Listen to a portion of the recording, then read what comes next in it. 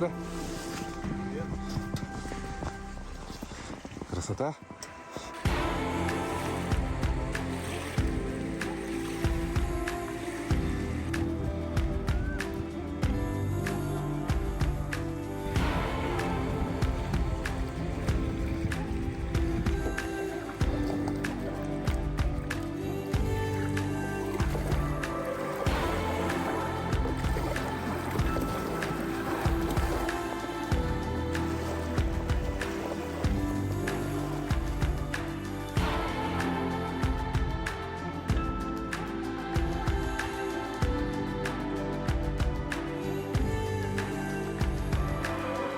Сегодняшний день мы начали с подъема в 7 утра, потому что за этот день нам нужно добраться до Теплого Ключа, собрать лодки и, соответственно, выдвинуться на автомобилях в сторону города Якутска.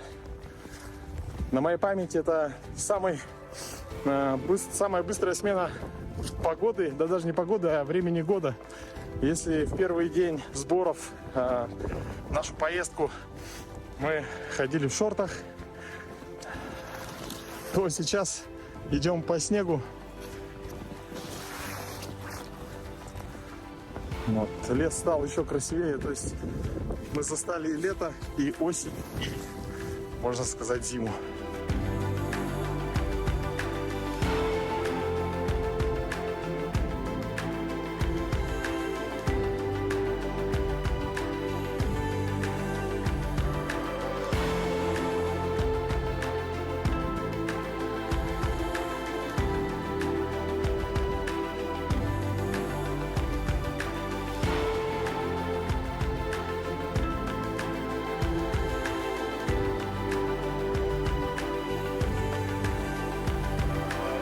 За одну поездку мы попали во все времена года.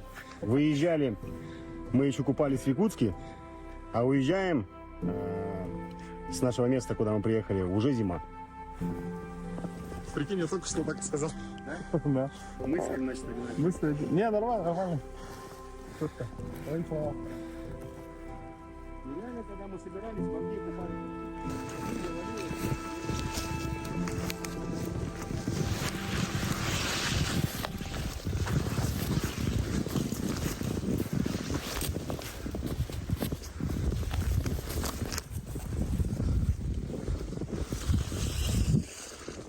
Рабки будем искать?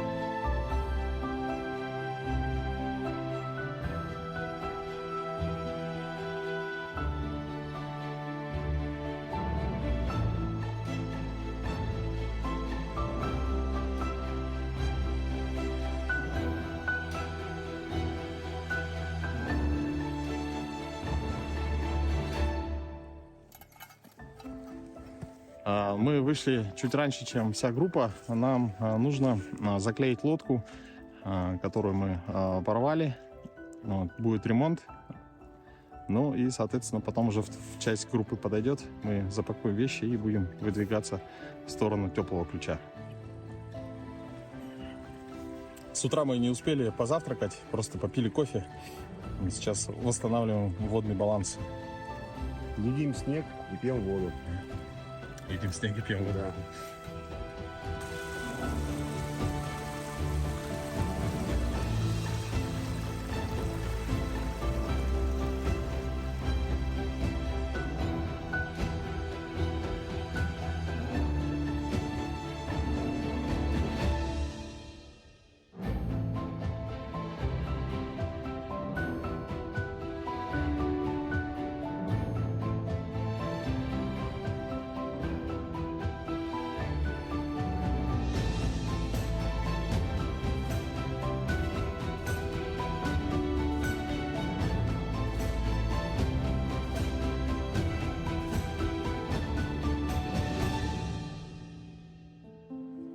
Выпало много снега, ну, достаточно много. Все опасные места, камни скрыло под снегом, спрятало. Поэтому не видно 100% куда наступаешь. Я, если Вот. честно, еще отвлекся на этот рации, что-то, ну, тоже лишние движения, да? Нажать. И в этот момент подскользнулся. И, надеюсь, просто вывихнул. Пальцы бы не двигались, да, если бы сломал. Да. Я по большим пальцам чувствую, пальцы чувствую. И боли, сейчас боль уходит. Ну ты просто резко потянул мышцы вот в этом месте. Не, у меня вот здесь что-то хрустнуло. А я сразу, я думал, что перелом. Я поднялся, вроде бы нормально. Наступать немного больно. Сейчас с палкой пойдем. Ребята взяли мои вещи. Нам осталось недолго. Ну, я вот вижу уже долина, да? Да, это долина реки. Вон, долина реки. Сейчас дойдем, не будем останавливаться. Поехали. Когда снега мало, а под снегом все двигается. Камушки, веточки, корни.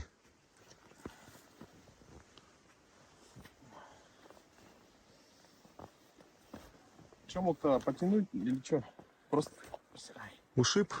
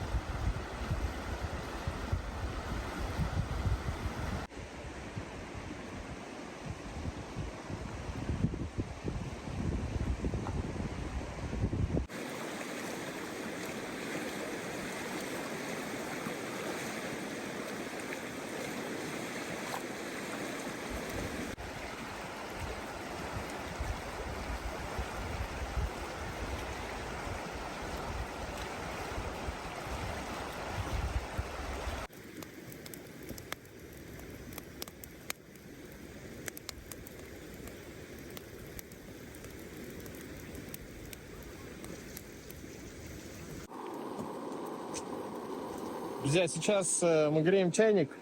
Вода нужна для того, чтобы разогреть клей, чтобы клеить лодку. Сейчас она, когда нагреется, мы туда поставим банку, чтобы максимально все, клей был в рабочем состоянии. Я сейчас переоделся, перемотал эластичным бинтом ногу. Там есть, опухает, в общем, сустав. Но в целом вроде как боли сильно нет. Вот, ну, очень долго я так никогда не одевался. Ну все, сейчас ждем ребят. Они еще и нашли рацию, которую мы потеряли. И сейчас подойдут скоро на лагерь. Вот чтобы приступить к ремонту, нужен клей. А клей, так как у нас сейчас температура, такая, скажем, не тепло, клей он у нас белеет и густеет. И чтобы его довести до рабочего состояния, его нужно подогреть примерно до 22 градусов. Ну, хотя бы до 20. Мы греем чайник, опустили туда банку. Здесь уже смесь готовая, ацетон с клеем. Правда, сейчас уже не видно вот этого белого, ну, вот немножко осталось. Немного переворачиваем, ставим обратно в кипяток и ждем. Уже выключить. Клей должен стать прозрачным, максимально прозрачным. Тогда он становится рабочим, можно работать с кисточкой. Если нам такое количество клея сейчас не нужно, но все же смесь должна быть однородная.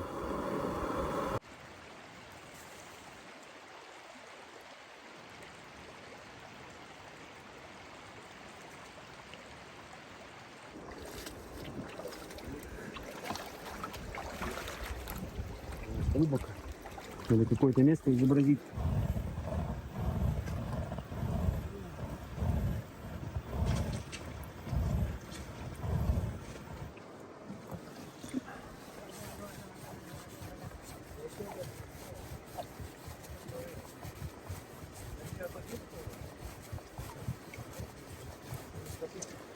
Так, ждем немножко.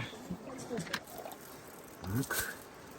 Идем. Клей сейчас будет белеть. Это, естественно, его, как сказать, реакция на влажность.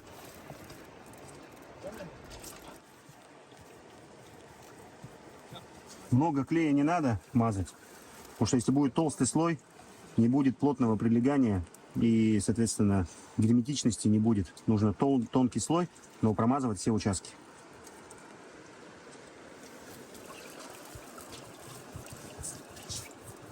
Все.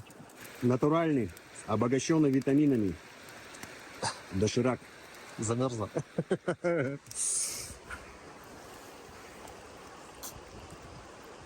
Это мне?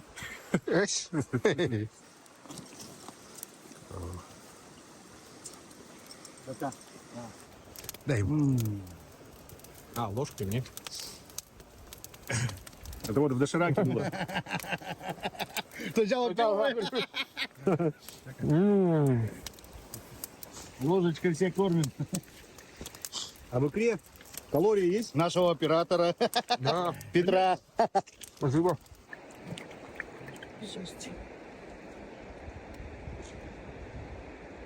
Подогреваем поверхность газовой горелкой.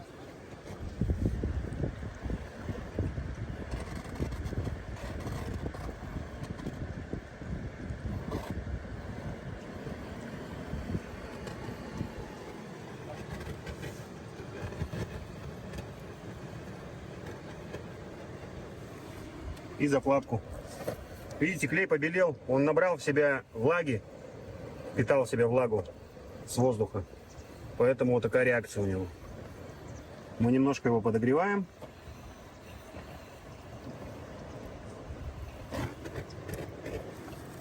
Убираем газовую горелку. И аккуратно прикладываем на место повреждения.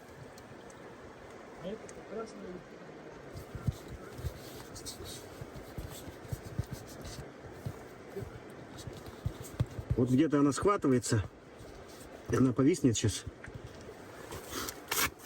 Сейчас мы ножницами подрежем углы, чтобы ее не сорвало.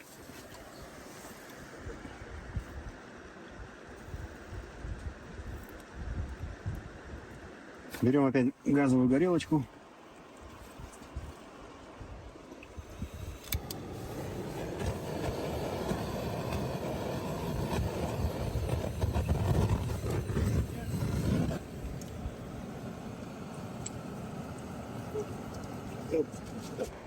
Не приклеивается.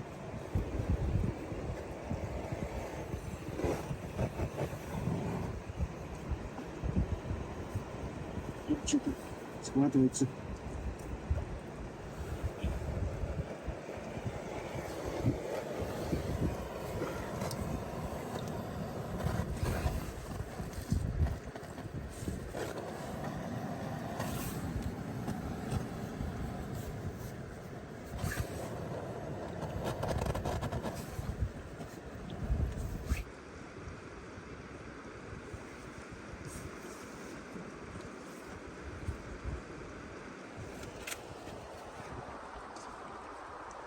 берем шпатель, ну это может быть лопатка, ложка, и выравниваем, прикатываем.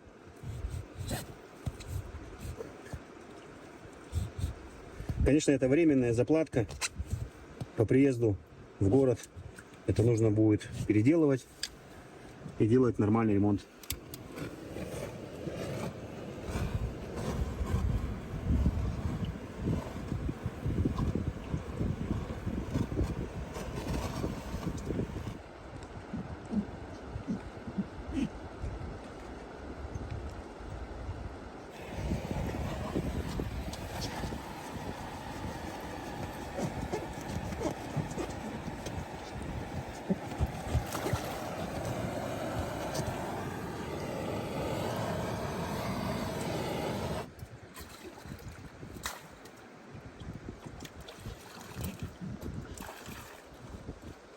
Ремонт уже произведен, временный.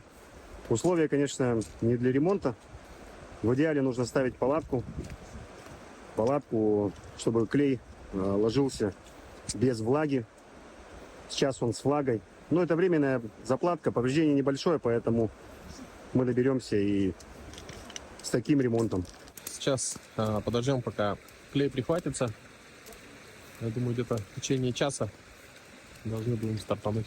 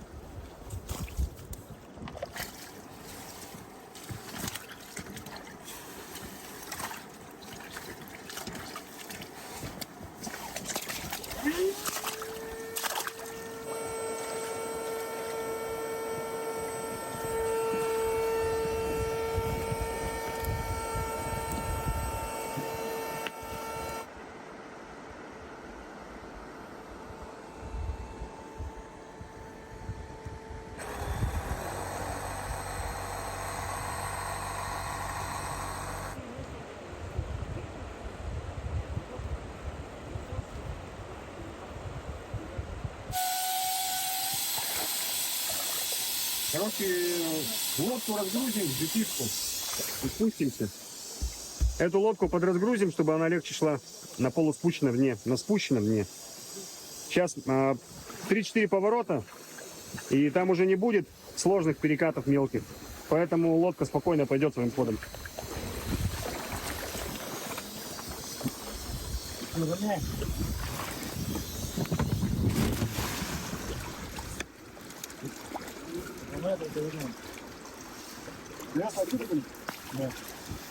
Петр, смотри, короче, вот мы тебе подключили, да? Сейчас сюда что-нибудь поставим такое легенькое. И когда вот будешь ехать на ходу, включаешь подкачку. Вот, пусть она у тебя вот так здесь стоит. И будешь так контролировать давление. Мне будут ребята говорить, что ты подкачал, ты будешь подкачивать. И вот так будем ехать. По-другому никак.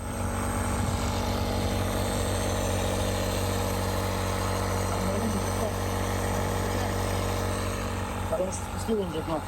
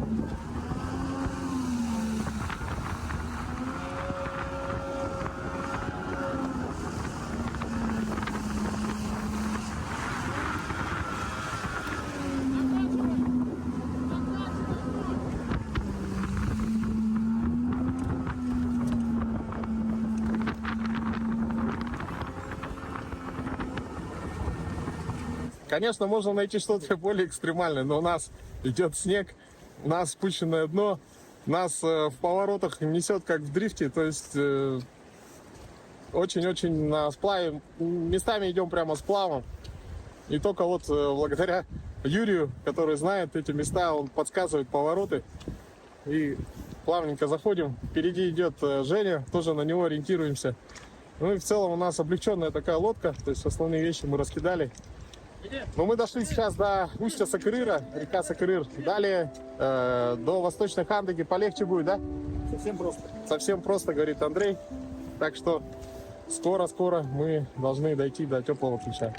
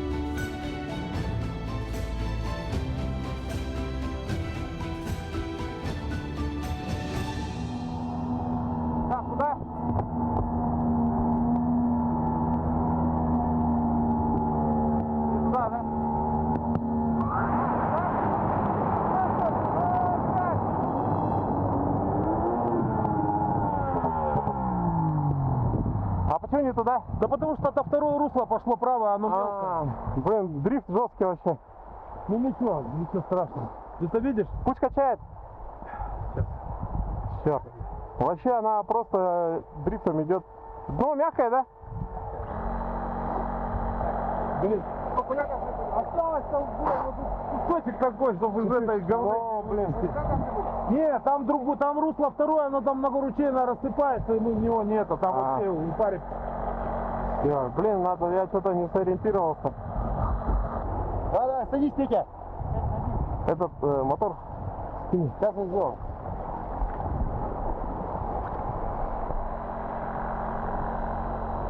Сразу завожусь, еду, да, или что? Нет. Сюда же, да? Давай до стоянки сплавимся.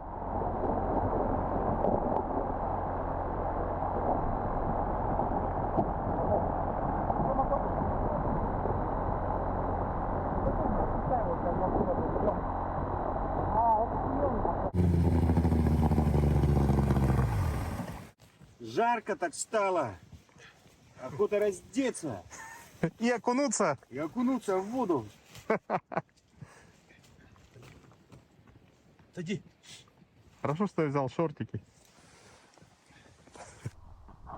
Дик. Дик у нас экипирован по полной. Это член нашей команды должен быть. Да, да, брат. Сейчас мы уже идем по реке Восточная Хандыга. Здесь у нас остается 13 километров до Теплого Ключа. И, как видите, снег закончился, но мы все мокрые, поэтому решили пойти немного сплавом, немножко подсогреться. Ты не заснял, да, когда я тебя ногой обгонял? Нет, конечно, у меня телефона не было. Сейчас обгонишь. Дерзкая даже, как можно так выразиться? Нежно выносят нас в бассейн речки Восточной.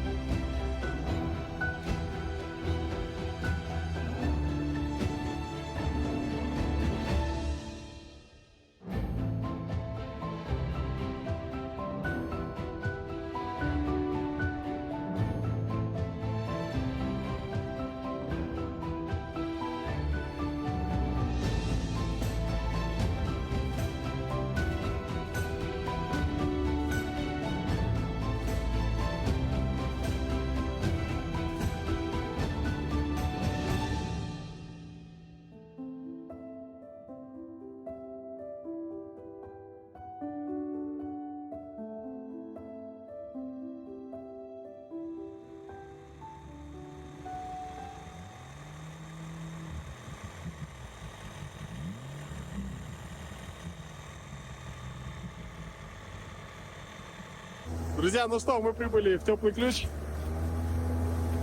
Фу. Видели солнце, да, тепло. И завтра будет хорошая погода. Но наша задача сейчас все собрать. Отходит. Пока мы собирали лодки и загружали автомобили, наступил вечер. Было принято решение переночевать в Теплом Ключе. Нас к себе в гости пригласил Юрий. Вечером после ужина он начал чистить рыбу и поделился с нами интересным способом чистки. После того, как рыбу извлекли из сетей, привозишь ее в разделочный цех, и рыба вся вспарывается. Это первая операция. Она вспарывается, складывается. Затем берется уже вспоротая рыба, и начинается извлечение кишек. Подсекаются поджаберные раковинки, забирается вместе с жабрами и с кишками, все уходит. Всего несколько движений. Все. И это все получается вот таким макаром. Раз, потом прогоняется все. Это можно использовать еще с ложкой. Делается так. Подсекаются жаберные отсеки. Жабры отрываются, вместе с кишками удаляются. Ложечкой проводится и удаляется кровь. Все. Это уже рыбная продукция.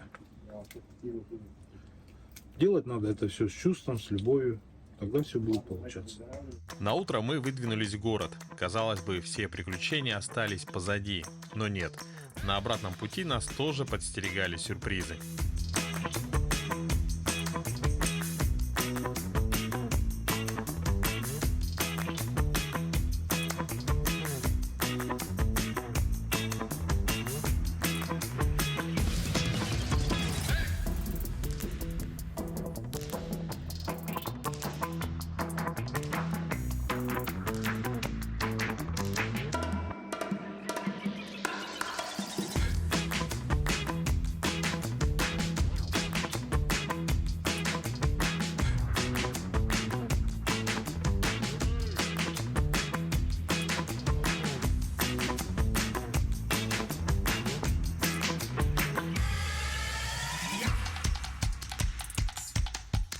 Друзья, у нас просто вообще непонятные дела. Скорее всего, приказал долго жить бензонасос. Машина заглохла. Принудительно на остатках газа запустились. Едем, вот до Итекюля осталось 7 километров, и газ кончился почти. Сейчас еду тоже на остатках газа. Вот так вот бывает. Трудности закаляют. Проблема в том, что в Чурапче точно есть газовая заправка, а вот в Текиле точно не знаю, вроде была, но приложения нет.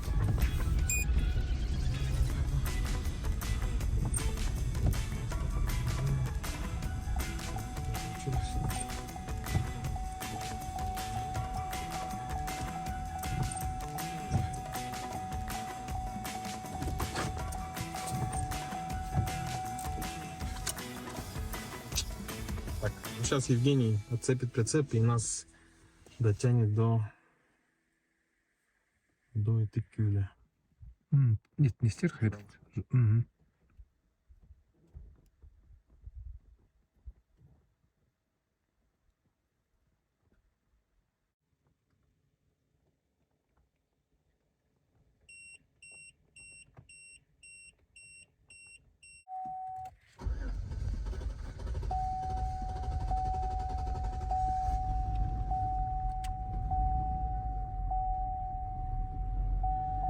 Короче, мы думали, что бензина нет, но бензин залили 20 литров.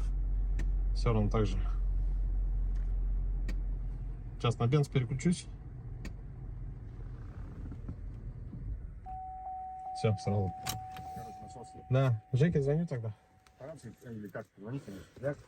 20-ку залили в бак и все равно не заводится. Не заводится? Не. Ну давай что, тогда едем за вами. Давай. Ага.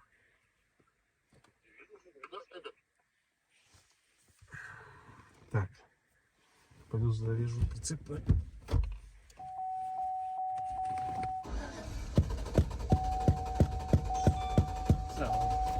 Хватит.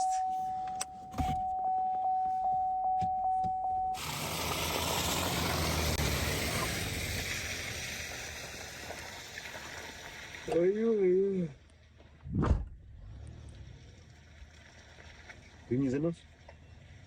Пока нет. На взводе.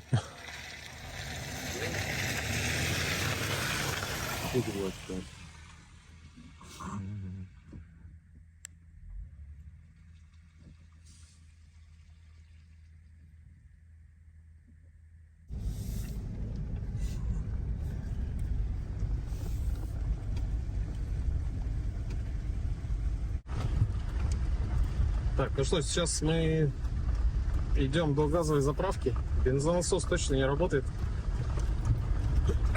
Приключения не закончились.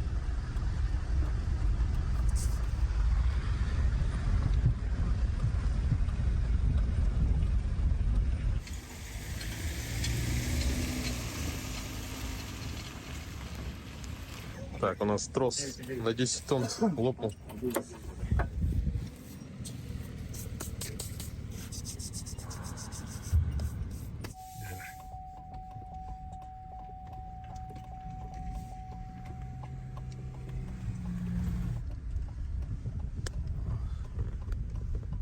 Тогда с такой скоростью пойдем потихонечку.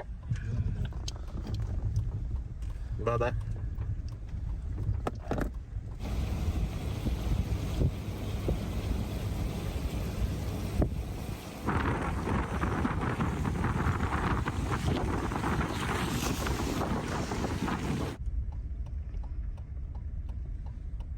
Так.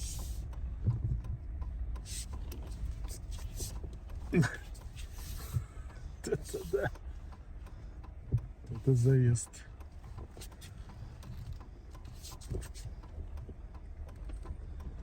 Да, руль как на зеле, да?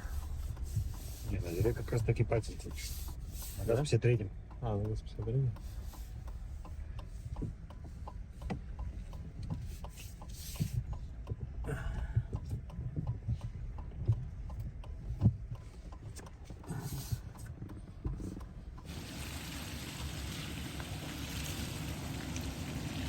Пока не осоедините. А? Не осоедините. Ну вот. Почему? А, пока меня соединять?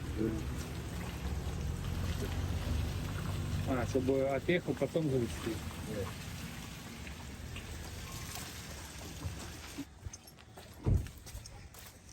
Да, конечно. Я сегодня понял, что можно запустить принудительно машину на газу, то есть если не работает бензиновый насос. В целом не знаю, как это с холодного заводится, потому что датчик срабатывает по температуре охлаждающей жидкости. Но в целом, если есть Webasto или Бершпехер, то можно предварительно нагреть антифриз. Поломка в пути и пути ее решения заняли у нас определенное время. Именно этого времени не хватило, чтобы погрузиться на последний паром. Ночевали мы на берегу, но зато с утра отчалили от берега на первом пароме. 6 утра началась погрузка. В общем, мы сейчас попали на паром. Итого в дороге провели 3 дня. Нога уже как у слона. Сразу по приезду в травмпункт надо зайти. Даже по дороге в травмпункт я не осознавал серьезности полученной травмы. По ощущениям, не было сильной боли, и это было очень обманчиво. По-хорошему, надо было посетить травмпункт еще в Хандыге, но вышло как вышло. Сделав рентген, из травмпункта меня сразу направили в травматологическое отделение РБ-2, где была сделана операция и поставлена пластина. Пользуясь случаем, хотелось бы выразить огромную благодарность коллективу травмпункта, а также Республиканской больнице номер 2 за оперативную и высококвалифицированную помощь. Сейчас уже по прошествии 3 месяцев все постепенно приходит в норму, и одновременно с этим выходит заключительная серия нашей поездки в Восточную Хандыгу. Первые 3 серии монтировались еще в лежачем положении, так как сидя нога мгновенно отекала. Каждая серия была очень волнительна и интересна. Если сказать кратко, работа над монтажом очень украсила процесс восстановления. И сейчас, холодными зимними днями, особенно интересно пересматривать эти кадры, где запечатлены виды и пейзажи нашей неповторимой Якутии. И я счастлив, что смог испытать на себе все эти приключения.